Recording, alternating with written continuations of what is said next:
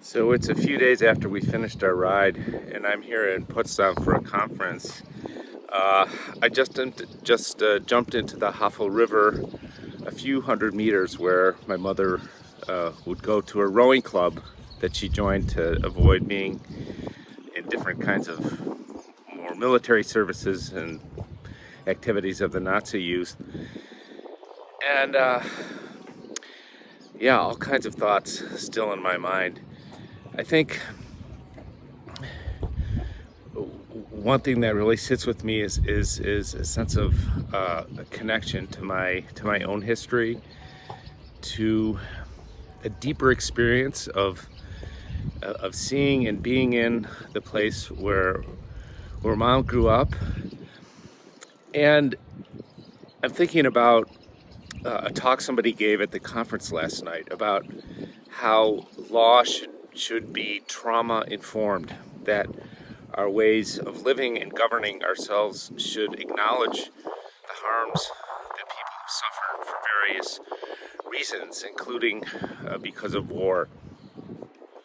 And that one of the ways to get moved past that is to turn negative experiences into positive experiences. And this trip, among many other things, seems like that to me. Coming back to this land where my mother was born over 100 years ago, where she experienced the horrors of war, and reclaiming it in a way, in a positive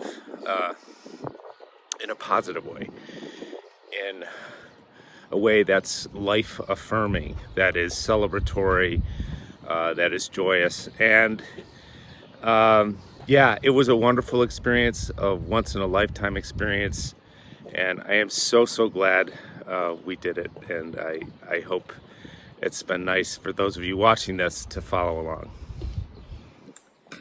I'm really glad we were able to do this trip together, but Sess, we really missed you. We finished the 400-kilometer, 250-mile ride through lovely villages, small towns, forests, bucolic farmland. It was really beautiful.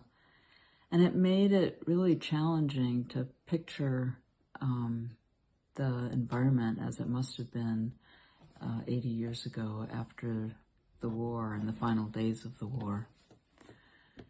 And thinking about Annalisa, it's hard to imagine the full depth of emotion that she must have been feeling at the end of her ride, feeling that she had really threaded the needle, had managed to evade the bombing. The Russians had survived on little more than water and flour, and all the while worried and not knowing what had happened and what had become of her family.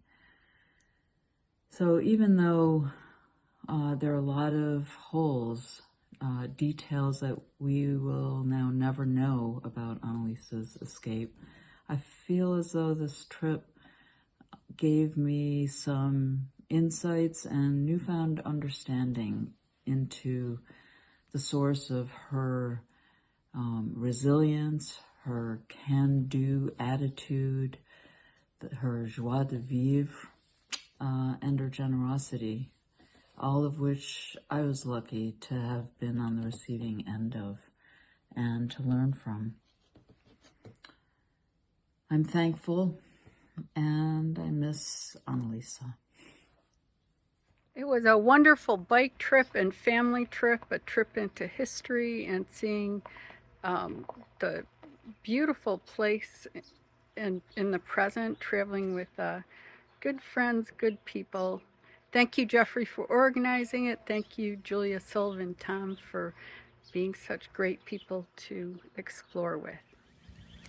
As I reflect on this very memorable trip, I appreciate even more so the strength and resilience of my mother, we can't imagine the physical and mental conditions under which she struggled to do this trip with the Russian army literally half an hour behind her.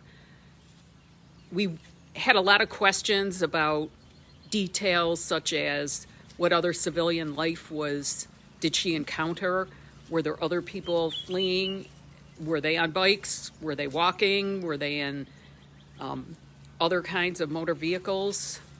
These are questions that will forever remain unanswered. I do feel like I have to come full circle and respond to the question I posed before we went on this trip, which was posed to me several times. What do you think your mother will think about us doing this trip? In retrospect, I think she would have enjoyed seeing the videos, the pictures that we took, showing her what, for instance, the leg from Potsdam to Brandenburg looked like now. But I also wonder, as with a lot of people who've been under very stressful situations, whether she would have sort of put out of her mind her actual trip and the horrors of that time. It's a trip of a lifetime, and I will cherish the memory forever and ever. It was great to do with my brother, sister, and friends Sylvia and Tom.